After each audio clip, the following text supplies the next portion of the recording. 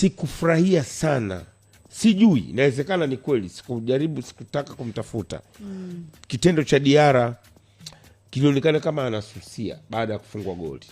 Na umezuka mjadala mkubwa sana kwenye social media toka jana mpaka leo, kwamba Diarra sasa kwa tafsiri ya walio wengi anakuwa mkubwa kuliko klabu ya Yanga. Mbaya hiyo. Goli limefungwa, ameconcede goli Bakari Mwamnyeto. Muda mchache Diarra wala hakukuwa na incident ya kumfanyia yaumie. Kaumia, kaomba waje wa madaktari wamemtibia, kaomba kutoka.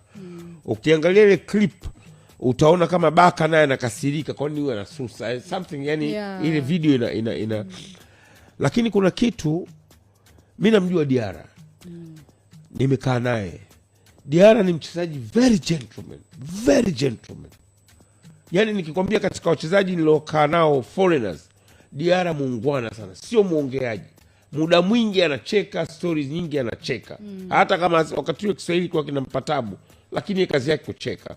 Lakini ni mkali anapokuwa ndani ya uwanja. Hapendi kufungwa.